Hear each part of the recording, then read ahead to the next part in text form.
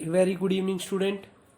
I myself Rohit, and this is our evolution series, and this is our lecture 3. And in previous lecture, student, we study about how the earth form, what is the condition of earth when the initial life form on the earth, and what is the Miller experiment, what is Oparin Haldane theory. हम लोगों ने ये सारी जो चीज़ें थी ये अभी तक प्रीवियस लेक्चर में हम लोग कर चुके हैं, और अगर आपने वो लेक्चर नहीं देखे हैं तो आप ये लेक्चर देखने से पहले एक बार उन लेक्चर में ज़रूर देखिएगा ताकि आपको ये लेक्चर ज़्यादा समझ में आए. बेटा, हम लोगों ने पढ़ा इवोल्यूशन क्या होता है, यूनिवर्स क्या था, बिग बैंग थ्योरी क्या थी, अर्ली अर्थ कैसी थी, स्पेशल क्रिएशन क्या थी थ्योरी, पेंसपर्मिया थ्योरी क्या थी, स्पॉन्टेनियस जनरेशन क्या थी, बायोजेनेसिस देखी थी. उसके बाद हम लोगों ने एक्सपेरिमेंट देखे थे बायोजेनेसिस के. फिर हमने ओपरेन और हाल्डेन थ्योरी देखी थी. उसके बाद हमने केमिकल इवोल्यूशन देखा था. केमिकल इवोल्यूशन में जो भी रिएक्शंस होती थी मिलर एक्सपेरिमेंट ने उसको प्रूव किया था. फिर हमने देखा फर्स्ट सेल कैसे बनी, फर्स्ट सेल के अंदर आपने आरएनए डाला या डीएनए डाला, वो हमने देखा. उसके बाद हमने कीमोसिंथेसिस की और फिर हमने फोटोसिंथेसिस के साथ हमने यूकैरियोट की फॉर्मेशन कर दी. अब बेटा बात ये आती है कि जैसे जैसे मतलब जो इवोल्यूशन हुआ उसमें हमारे एक सबसे बड़े साइंटिस्ट निकल के आए इवोल्यूशन के बारे में बताने वाले. साइंटिस्ट का नाम था बेटा डार्विन. जो डार्विन थे बेटा, उन्होंने बेसिकली अपनी ऑब्जर्वेशन दी. ऑब्जर्वेशन कैसे दी कि वो एक बोट के ऊपर उन्होंने पूरा जो अपना एक बोट थी HMS बीगल, HMS बीगल. इस बोट के ऊपर बेटा घूमते घूमते उन्होंने पूरे वर्ल्ड में एक चक्कर लगाया और ये देखा, मतलब स्पीसीज के बीच में डिफरेंस देखा. और उसने एक ऑब्जर्वेशन दी कि जितने भी कोई ना कोई एनिमल एक दूसरे के साथ किसी ना किसी कैरेक्टरिस्टिक के साथ एक दूसरे के साथ जो है लिंक है, कहीं ना कहीं वो एक दूसरे के साथ सिमिलरिटी शो कर रहा है. इसका मतलब ये है कि कहीं ना कहीं उनके जो एंसेस्टर है बेटा वो कहीं ना कहीं क्या थे, आपके सेम रहे थे. ठीक है ना कहीं जो है वो अपनी सिमिलरिटी को जो है शो करते हैं. तो कहीं ना कहीं उनके जो है कॉमन एंसेस्टर रहे थे. ठीक है ना. उन्होंने अर्थ के ऊपर घूमते घूमते अपनी स्टडी निकाली कि कहीं ना कहीं देखो हर एक ऑर्गेनिज्म जो है वो किसी ना किसी फॉर्म में एक दूसरे के साथ कनेक्ट हो रहा है. ठीक है, चाहे वो उसका फूड का बिहेवियर हो, चाहे वो उसके मोर्फोलॉजी हो, चाहे उसका बिहेवियर हो, कैसा भी चीज तरीके से एक दूसरे के साथ जो है कनेक्शन दिखा रहा था. तो यहां से उसने ये कहा कि हर एक ऑर्गेनिज्म जो है वो उनका कहीं ना कहीं जो एंसेस्टर जो है वो एक ही सिमिलर ही रहे थे. ठीक है, किसने? डार्विन ने. उसके बाद इसने क्या कहा, इसने बेटा एक कंसेप्ट दिया क्या, नेचुरल सिलेक्शन का. उसने ये कहा कि जैसे जैसे अर्थ के ऊपर बेटा टाइम बीता वैसे वैसे इवोल्यूशन हुआ, स्पीसीज के अंदर चेंज आए, कोई स्पीसीज किसी डायरेक्शन में आगे बढ़ी, कोई स्पीसीज किसी डायरेक्शन में आगे बढ़ी. ठीक है, तो उसको प्रूव करने के लिए बेटा इसने एक मेथड दिया, उसको बोला इसने नेचुरल सिलेक्शन. ये जो नेचुरल सिलेक्शन है बेटा, उसने ये कहा कि जो भी आपके जो ऑर्गेनिजम्स हैं जिनके कॉमन एंसेस्टर है, इनमें कहीं ना कहीं वेरिएशन आने की वजह से जो ऑर्गेनिज्म है उनके अंदर डाइवर्सिटी प्रोड्यूस हो रही है. और ये डाइवर्सिटी क्यों प्रोड्यूस हुई है? क्योंकि जो नेचर है उसने ये सारी चीजें की है. अब कैसे की है? उसने क्या कहा कि जो इस अर्थ के ऊपर जो ऑर्गेनिज्म सबसे फिट है वो तो आपका नेक्स्ट जनरेशन में जाता है. मतलब उसकी तो स्पीसीज जो है वो अपने आप को नेचर के अकॉर्डिंग अगर अपने आप को चेंज करती है तो नेचर जो है वो उसको अपने पास रखती है, वरना उसको क्या कर देती है, एलिमिनेट कर देती है. और इसने इस स्ट्रेंथ को, किसी भी ऑर्गेनिज्म को स्ट्रेंथ को जो अपने आप को नेचर के अंदर स्टेबल रख सकता है, उसको इसने क्या बोला, रिप्रोडक्टिव फिटनेस बोला. रिप्रोडक्टिव फिटनेस बोला।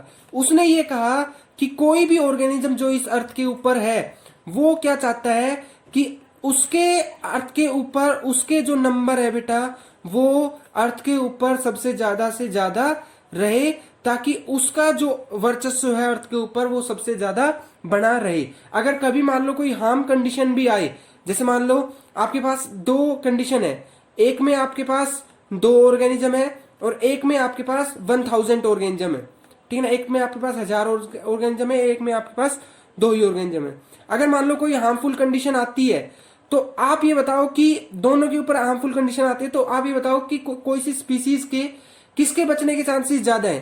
भाई जिसके 1000 होंगे उसके चांसेस ज्यादा है ना, क्योंकि कोई ना कोई तो बचा उसका जो कोई ना कोई स्पीसीज तो शायद ऐसी होगी जो अपने आप को उस नेचर के अकॉर्डिंग चेंज करके बचा लाएगी।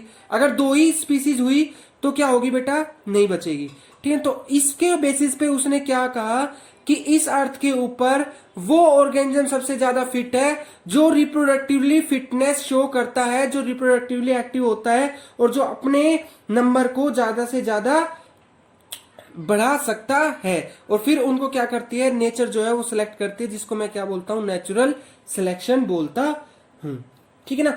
इसी के बेसिस बेटा एक साइंटिस्ट थे, डार्विन के साथ साथ एक साइंटिस्ट और थे जिन्होंने नेचुरल सिलेक्शन की अपनी एक अलग थीसिस दी थी, ठीक है ना। अपनी एक वो थे बेटा एल्फर्ड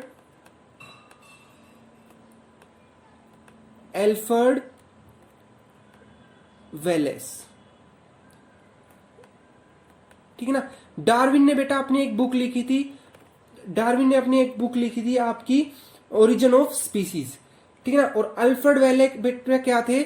आपके ब्रिटिश जियोग्राफर थे जिन्होंने अपनी थ्योरी दी थी evolution by natural selection. Alfred Velan ने क्या अपनी थ्योरी दी थी? इवोल्यूशन बाय नेचुरल सिलेक्शन, ठीक है ना। ठीक है, उसके बाद बेटा बात आती है एविडेंस की, कि जो आपके इवोल्यूशन हुआ है उस चीज का क्या एविडेंस है। जो डार्विन है वो ये कह रहा है कि हर एक स्पीसीज जो है अपने आप को चेंज करती है, टाइम के साथ चेंज आता रहता है, और उससे क्या हुआ है कि कहीं ना कहीं जो स्पीसीज के अंदर चेंज आया और ये कहीं ना कहीं एक दूसरे के साथ कनेक्ट है। तो उसके बाद बेटा बात आई कि जो इवोल्यूशन है उसके क्या क्या एविडेंस है। इसमें बेटा फर्स्ट एविडेंस आता है हमारा कौन सा? फोसिल्स। हमारा फर्स्ट और एविडेंस क्या आता है बेटा? फोसिल्स। बेसिकली फोसिल्स होती क्या है? फोसिल्स बेटा वो होती है जो इवोल्यूशन के टाइम पे देखो बेटा, इवोल्यूशन के टाइम पे हर एक स्पीसीज में बेटा चेंज आया, लेकिन उसके कुछ अगर मान लो आपको उसके कोई भी अगर आपको पुराना कोई भी उसकी अगर आपको लाइफ फॉर्म मिलती है, जैसे मान लो आपको किसी की बोन मिली है, ठीक है, किसी की बोन मिली है, किसी की टीथ मिला है, किसी की सेल मिली है, ठीक है, तो वो क्या कहलाएगी बेटा? एक फोसिल कहलाएगी, ठीक है ना। वो क्या कहलाएगी? एक फोसिल कहलाएगी, ठीक है, जो हमें ये इंफॉर्मेशन दे दे कि ये पहले ऐसी थी और अब ऐसी है, ठीक है ना। तो वो क्या है बेटा? आपकी फोसिल्स होती है, ठीक है ना। कोई भी एविडेंस जो इस नेचर के अंदर प्रेजेंट है और वो ये शो करे कि जो इवोल्यूशन है वो अर्थ के ऊपर इस डायरेक्शन में हुआ है, उसको मैं क्या बोलूंगा बेटा? फोसिल्स बोलूंगा। उसको मैं क्या बोलूंगा? एविडेंस ऑफ इवोल्यूशन बोलूंगा, ठीक है ना। इसमें बेटा फोसिल्स आती है और फोसिल्स की स्टडी को हम क्या बोलते हैं बेटा? पैलेंटोलॉजी बोलते हैं। क्या बोलते हैं?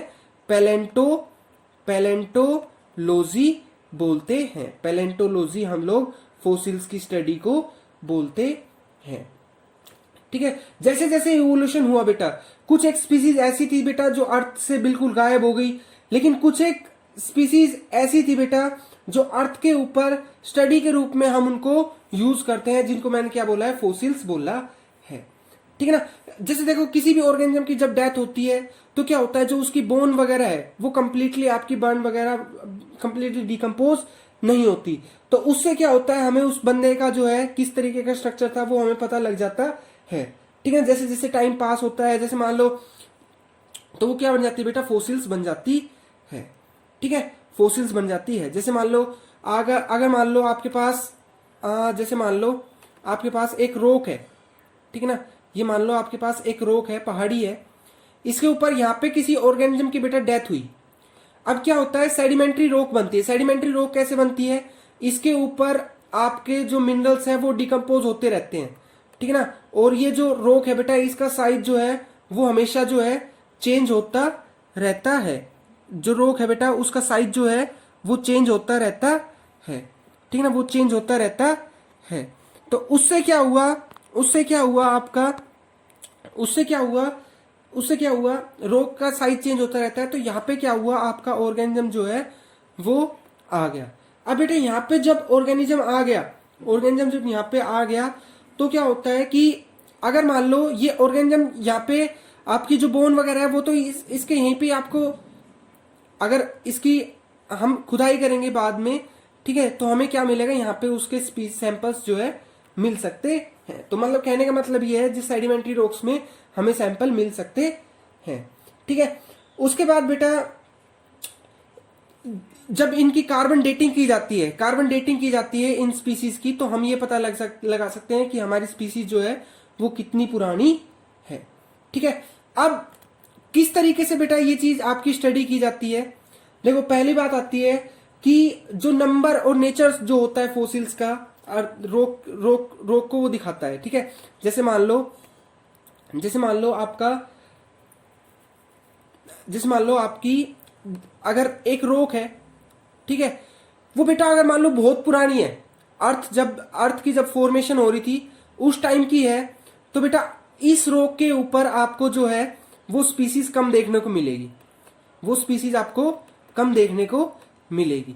लेकिन बेटा अगर मान लो जो रोक है उसके ऊपर आपकी जो फोसिल्स है वो बहुत ज्यादा है, तो इसका मतलब ये है कि ये रोक जब बनी है जब आपकी फोसिल्स मतलब जो ऑर्गेनिज्म है उसने अपना इफेक्ट दिखाना शुरू कर दिया, मतलब ऑर्गेनिज्म की प्रोडक्शन होनी स्टार्ट हो गई थी, मतलब ऑर्गेनिज्म बनने स्टार्ट हो गए थे, तब की ये रोक है। अगर बेटा ऐसी रोक जिसके ऊपर आपके ऑर्गेनिज्म काफी ज्यादा अमाउंट में है, तो मैं ये बोल सकता हूं कि वो रोक अभी नहीं है। और ऐसी और रोक जो बिल्कुल जिसपे कोई स्पीसीज नहीं है, ठीक है ना, वो बहुत ज्यादा पुरानी है, तो उसपे क्या होता है बेटा, स्पीसीज का लेवल आपका कम होता है, स्पीसीज जो है उस पर कम देखने को मिलती है, क्योंकि जो पहले अर्थ थी बेटा उसके ऊपर इतनी स्पीसीज नहीं थी, ठीक है। अगर मान लो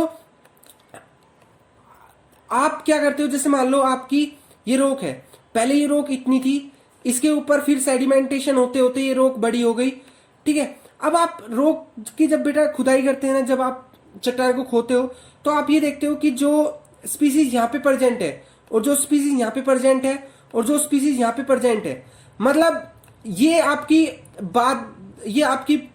नई स्पीसीज है, ये आपकी काफी पुरानी स्पीसीज है और ये आपकी काफी पुरानी स्पीसीज है।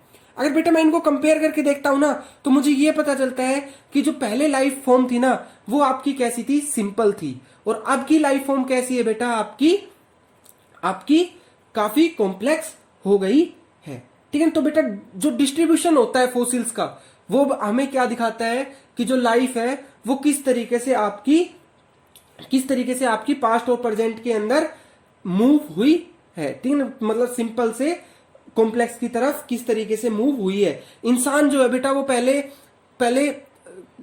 उसमें रहता था, गुफा में, केव में रहता था, और एक बीस्ट की तरह काम करता था, मतलब हैवान की तरह काम करता था, लोगों को मारता था, खाता था, ठीक है ना। लेकिन अब क्या है, अब वो सिविलाइज हो गया है, अब वो सोशल लाइफ जी रहा है, ठीक है।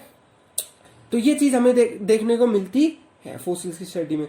और क्या देखने को मिलता है बेटा, अगर हम फोसिल्स की स्टडी करते हैं तो हमें बेटा जो आपके मिसिंग कोई भी ऑर्गेनिज्म होता है, जैसे मान लो आर्किपिटेरिक्स है, ये जो ऑर्गेनिज्म है बेटा, ये एक ऐसा कनेक्टिंग लिंक है जिसके पास दो तरीके के कैरेक्टर थे। कौन कौन से दो तरीके के कैरेक्टर बेटा, एक रेप्टाइल का कैरेक्टर और एक कैसा कैरेक्टर बेटा, बर्ड्स का कैरेक्टर इसके पास होता था, ठीक ना। रेप्टाइल्स का कैरेक्टर और बर्ड्स का कैरेक्टर दोनों इसके पास थे। तो कहीं ना कहीं ये बेटा एक ऐसा इंसेस्टर है जहां से बर्ड्स की डेवलपमेंट हुई है और रेप्टाइल्स की डेवलपमेंट हुई है, ठीक है ना। जो बेटा रेप्टाइल्स है, इसके पास कौन कौन से कैरेक्टर ऐसे थे बेटा, जो आपके रेप्टाइल्स को जो ये दिखाना चाह रहे थे कि ये रेप्टाइल्स की तरह था। एक तो बेटा इसके पास इसकी जो बॉडी थी बेटा वो कैसी थी, लिजार्ड लाइक थी, जैसे छिपकली होती है ना, वैसी थी। दूसरी बेटा इसके पास क्या थी, लॉन्ग टेल थी, लॉन्ग टेल थी इसके पास बेटा ऐसे लॉन्ग टेल थी, ठीक है ना। तीसरी बात क्या थी बेटा इसके पास बेटा इसके पास जैसे रेप्टाइल्स की बोन होती है ना, मतलब अंदर से सॉलिड। पक्षियों की बोन तो कैसी होती है, बर्ड्स की न्यूमेटिक होती है, हल्की होती है, लेकिन हमारी जो बोन है वो कैसी है, आपकी भारी बोन है, ठीक है ना। तो बोन जो है वो आपकी भारी थी इसकी, ठीक है ना। जो स्टर्नम है, जो आपका स्टर्नम है जैसे लिजार्ड के अंदर, वो आपका बेटा कैसा था, वीक था, ठीक है ना, वीक था, ठीक है। अगर मैं वहीं बेटा इसकी अगर मान लो इसकी पक्षियों के साथ मतलब बर्ड्स के साथ अगर मैं इसको कंपेयर करता हूं तो बेटा इसकी एक लंबी बीक थी, ठीक है ना, क्या थी, एक लंबी बीक थी, ठीक है, एक लंबी बीक थी। दूसरा इसके पास बेटा आपके मॉडिफाइड विंग्स थे, ठीक है ना, उड़ने के लिए आपके क्या थे, विंग्स थे। और जो इसके बेटा हिंड लिम्ब है वो इस तरीके से थे बेटा जो उसको फ्लाइंग करने में हेल्प करते थे, ठीक है। तो बेटा ये एक ऐसा कैरेक्टरिस्टिक है जो दोनों का क्या करता है बेटा, दोनों की क्या करता था, आपकी इफेक्ट दिखाता था, ठीक है ना। तो बेटा इस तरीके से फोसिल्स की स्टडी करते करते साइंटिस्ट ने क्या किया, हम फोसिल्स के थ्रू ये बताने लगे कि हाँ ये फोसिल्स इतनी पुरानी है, ये फोसिल्स इतनी पुरानी है, ये नई है, ये आपकी अब बनी है, ये आपकी अब बनी है। तो इसके बेसिस पे बेटा साइंटिस्ट ने क्या किया, पूरा टाइम पीरियड अर्थ के बनने से लेके अब तक को उन्होंने बेटा टाइम स्केल के अंदर डिवाइड कर दिया, ठीक है ना। ये क्या है, हमारा टाइम स्केल है, ठीक है ना। टाइम स्केल के अंदर बेटा इन्होंने क्या कर दिया, अपना डिवाइड कर दिया, ठीक है। सबसे बड़ा टाइम स्केल जो होता है उसको मैं क्या बोलता हूं बेटा, सबसे बड़े टाइम को मैं क्या बोलता हूं, इयोन बोलता हूं। इयोन किससे मिलके बनता है बेटा, इरा से मिलके बनता है। जैसे आप ये बोलते हो ना, ईयर के अंदर मंथ के अंदर वीक के अंदर डे, इसी तरीके से बेटा इयोन के अंदर इरा के अंदर पीरियड, और पीरियड के अंदर बेटा इपोक, ठीक है ना। और ये इपोक बेटा अभी रिसेंट में जो ईयर है उन्हीं के ही होते हैं, ठीक है। अब बेटा बात आती है कि जो शुरू में आपकी जो ओल्डर जो अर्थ थी, प्रोटोजोइक जो अर्थ थी, इसके ऊपर बेटा ये जो रीजन है बेटा, यहाँ पे आपका बेटा 4 बिलियन ईयर एगो, ठीक है, यहाँ पे आपका बेसिकली बेटा ओरिजिन हुआ। और ये जो था बेटा इसमें आपकी ऑक्सीजन जो है इस लेवल पे प्रोटोजोइक, जो आपका प्रोटोजोइक इयोन है, इस पे आपकी जो ऑक्सीजन है बेटा वो एनवायरमेंट के अंदर सुटेबल हुई, एक्यूमुलेट हुई। उसके बाद बेटा यहीं पे ही यूकैरियोट्स जो है वो सेल वगैरह यहाँ पे आपकी बनने लगी थी, इस टाइम पीरियड पे आपकी सेल वगैरह बनने लगी थी। अगर बेटा मैं उससे ऊपर जाता हूं पैलोजोइक में, अगर मैं पैलोजोइक की बात करता हूं बेटा, तो यहाँ पे पैलोजोइक के अंदर आपको कई सारे पीरियड देखने को मिलते हैं, कैम्ब्रियन, ओर्डोविशियन, सिल्यूरिन, डिवोनियन, ठीक है ना, पर्मियन, ठीक है, ये कई तरीके के आपको देखने को मिलते हैं। लेकिन इसमें कुछ एक इंपॉर्टेंट है, जैसे आपको एज ऑफ इन्वर्टिब्रेट्स जो देखनी है, इन्वर्टिब्रेट्स बेटा कब आए अर्थ के ऊपर, ओर्डोविशियन आपके टाइम पीरियड में आपके जो इन्वर्टिब्रेट्स है वो आपके आए। अगर उससे बात की जाए फिशिज आपकी कब आई, तो फिशिज बेटा आपकी यहाँ पे आई, डिवोनियन पीरियड में आपकी फिशिज आई, ठीक है, फिशिज जो है आपकी डिवोनियन पीरियड में आई। फिर पूछते हैं कि देखो अभी तक हम कहाँ की बात कर रहे हैं, सी वाटर की बात कर रहे हैं, अब सी से लाइफ कहाँ आएगी, आपकी एम्फीबियंस में आएगी, ठीक है। तो फिर बेटा पूछते हैं एम्फीबियंस आपकी कहाँ आए, एम्फीबियंस आए बेटा आपकी जो कार्बोनिफेरस पीरियड है उसके अंदर आए, ठीक है ना, कार्बोनिफेरस जो पीरियड है उसके अंदर आपके एम्फीबियंस आए। उसके बाद बेटा आपके पर्मियन जो है इसमें आपके क्या आए, आपके रेप्टाइल्स आए, ठीक है ना, यहाँ पे आपके रेप्टाइल आए। ये बेटा जो मीजोजोइक इरा है ये बेसिकली बेटा डायनासोर के लिए जाना जाता है, ठीक है ना। यहाँ पे आपका ट्राइजिक जो इरा है उसमें डायनासोर ने इनिशियली अपना इफेक्ट दिखाया। जोरेसिक इरा के अंदर जो डायनासोर है वो अपना फल फूल मतलब खूब अर्थ के ऊपर डोमिनेट कर चुके थे। क्रिटेशियस के ऊपर बेटा जो डायनासोर है उनका इफेक्ट कम हो गया, वो खत्म होने लगे। और जैसे ही डायनासोर बेटा खत्म होने लगे वैसे ही जो ट्री वगैरह है वो क्या हुए, अपने आपके ग्रो करने लगे। जो मैमल्स है और मैमल्स जो है बेटा वो आपके ग्रो करने लगे, ठीक है ना। तो बेटा जैसे ही आपके क्रेटेशियस पीरियड आया, डायनासोर खत्म हुए, तो जो एंजियोस्पर्म प्लांट है, जो एंजियोस्पर्म प्लांट है बेटा, वो उन्होंने क्या किया, धरती के ऊपर आना शुरू हो गए। क्योंकि क्या होता था, जो आपके डायनासोर्स वगैरह थे उसकी वजह से जो प्लांट वगैरह है बेटा, उनकी स्पीसीज भी खत्म हो गई थी। तो एंजियोस्पर्म बेटा कब आए, जब डायनासोर आपके खत्म हो गए थे। ठीक है। उसके बाद बेटा अगर मैं मान लो मैं सीनोजोइक इरा की, करंट इरा की बात करता हूं, तो यहाँ पे बेटा आपका जो बर्ड्स वगैरह है, ये पैलोजीन पीरियड में आई। ठीक है ना। नियोजीन पीरियड के अंदर आपके जो एप्स वगैरह है वो आए। ठीक है ना। और क्वाटरनरी जो अभी चल रहा है, ठीक है, होलोसीन वगैरह जो अभी चल रहा है, पिलियोसीन, होलोसीन, ठीक है, इसके अंदर बेटा बेसिकली आपका जो ह्यूमन अपीयरेंस जो चल रही है आज की, टुडे की जो चल रही है, ठीक है, वो इसके तो इस हिसाब से बेटा टाइम पीरियड को डिवाइड किया, इयोन, इरा, पीरियड, इपोक। ठीक है। आपको जो अभी मैंने बताया कि किस फेज में आपकी फिश आई, डिवोनियन पीरियड में आई। ठीक है। किस एज में आपका एम्फीबियंस आए, कार्बोनिफेरस में आए। किस एज में आपका एंजियोस्पर्म आए, क्रिटेशियस में आए, क्योंकि जुरासिक में क्या थे आपके डायनासोर थे, डायनासोर खत्म होती है, एंजियोस्पर्म आए, और एंजियोस्पर्म बनते ही आपके मैमल्स ने जो है वो आपका शुरू कर दिया था। ठीक है। उसके बाद बेटा बात आती है कि जो फोसिल्स होती है बेटा वो किस तरीके से बनती है। अभी मैंने आपको बताया कि सेडिमेंट्री से भी फोसिल्स बनती है, सेडिमेंट्री रॉक्स पे फोसिल्स बनती है। और क्या होता है बेटा, एक प्रोसेस होता है बेटा, देखो कई तरीके के हम फोसिल्स जो है हमें कई तरीके के मिल सकती है। एक होता है ट्रेस फोसिल्स। ट्रेस फोसिल्स क्या होती है बेटा, यहाँ पे आपको क्या मिलते हैं, ऑर्गेनिज्म के जो फुटप्रिंट्स वगैरह है ये आपको देखने को मिलते हैं। ठीक है ना, ये आपको देखने को मिलते हैं। ठीक है। ठीक है। उसके बाद बेटा मोल्ड एंड कास्ट। आप देखो बेटा, जब आप छोटे होंगे तब आपने ऐसे गिलास में मिट्टी भर के गेम खेला होगा कि आप लोग गिलास में मिट्टी भरते थे और उसको गिल्ली मिट्टी को भरते थे और एकदम से गिलास को निकाल देते थे। जो मिट्टी होती थी बेटा वो किसका रूप ले लेती थी, गिलास का रूप ले लेती थी ना। तो इसी तरीके से बेटा मोल्ड एंड इंप्रेशन होते हैं कि ऑर्गेनिज्म तो जो है बेटा वो उसकी डेथ हो जाती है, और मतलब ऑर्गेनिज्म तो जो है वो तो वहां से हट गया, लेकिन जो उसके इंप्रेशन है बेटा वो आपके वहां पे रह जाते हैं। ठीक है। रिप्लेसमेंट में क्या होता है बेटा, रिप्लेसमेंट में क्या होता है कि जो ऑर्गेनिज्म होता है उसके अंदर बेटा क्रिस्टल वगैरह की डीकम्पोजिशन हो जाती है, और क्रिस्टल वगैरह की डीकम्पोजिशन होने की वजह से जो क्रिस्टल वगैरह है, जो मिनरल्स वगैरह है, वो कैसी शेप बना लेते हैं, बेटा, वो कैसी शेप बना लेते हैं, उस ऑर्गेनिज्म जैसी शेप बना लेते हैं। ऑर्गेनिज्म की डेथ हो गई और उससे क्या हुआ, हमें उसकी शेप वगैरह पता लग जाती है। पेट्रीफाइड क्या होता है बेटा, पेट्रीफाइड का मतलब होता है बेटा जब आपका जो इनऑर्गेनिक मॉलिक्यूल है, जैसे मान लो कैल्शियम कार्बोनेट है, वो आपका क्या करता है, जैसे मान लो ये एक वुड है, ठीक है ना, ये एक वुड है, इसके अंदर इसके मान लो साइड में यहाँ पे बेटा आपकी मिनरल्स जो है वुड के साइड में आपके इकट्ठे हो गए।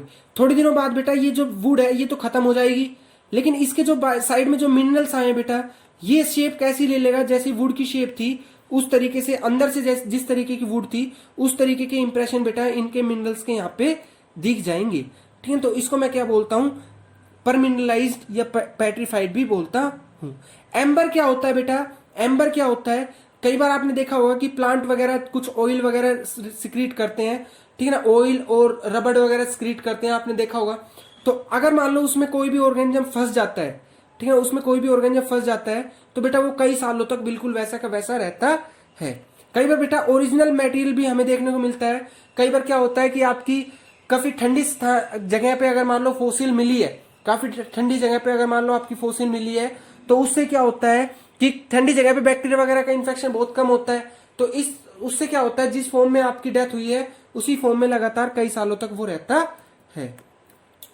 उसके बाद बेटा बात करते हैं हम लोग इवोल्यूशन ऑफ हॉर्स की, कि जो हॉर्स है वो किस तरीके से इवोल्व हुआ। बेटा जो हॉर्स का इवोल्यूशन है वो हमें दो चीज में देखने को मिलता है। एक तो बेटा इसकी बॉडी के अंदर बेटा इसकी लेग्स और इसका जो माउथ का जो बेटा जो है उसके अंदर देखने को मिलता है। अभी आपको ये बता दूं कि जो हॉर्स है बेटा वो पहले एक जितना डॉग होता है ना उस शेप का था, लेकिन बाद में जैसे जैसे अर्थ की कंडीशन चेंज हुई वो इस फॉर्म में आपका आया। अब कंडीशन क्यों चेंज हुई? क्योंकि अर्थ के ऊपर बेटा कंडीशन चेंज होने लग रही थी। अर्थ के ऊपर पहले वाटर था, फिर लैंड आई, लैंड में भी फिर ग्रास लैंड आई, ठीक है। तो उस हिसाब से बेटा हॉर्स ने अपने आप को चेंज किया, ठीक है। ग्रास लैंड में बेटा उसको झुक के खाना पड़ता था, और क्योंकि ग्रास लैंड में वो जो प्रे होता है उनसे इजिली दिख जाता था, ठीक है ना। प्रेडेटर जो होते हैं उनसे इजिली दिख जाता था, ठीक है। तो इसलिए जरूरी था कि वो तेज भागे, ठीक है। तो इसलिए बेटा इनके अंदर क्या आया, आपका चेंज आया, यहां से लेके यहां तक। तो हम लोग बेटा शुरू से स्टडी करते हैं।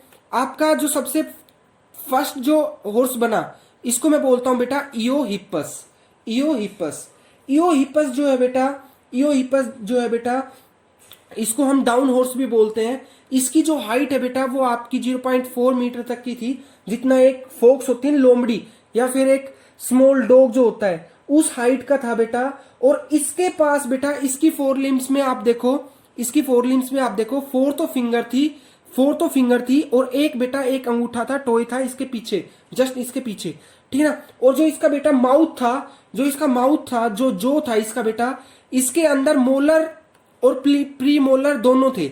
इसके अंदर बेटा मोलर और प्री मोलर दोनों थे, जो इसको सॉफ्ट खाना खाने में हेल्प करते थे, ठीक ना। ग्रास वगैरह खाने में इसको हेल्प नहीं करते थे। लेकिन बेटा जैसे जैसे अर्थ के ऊपर कंडीशन चेंज हुई, ग्रास लैंड बनने लगे, तो जरूरत ये आई कि ये ग्रास को भी खाए। तो उसको भी हम देखेंगे बेटा कि इसके माउथ में किस तरीके से चेंज आए। पहले बात क्या थी, इसके मोलर और प्री मोलर थे।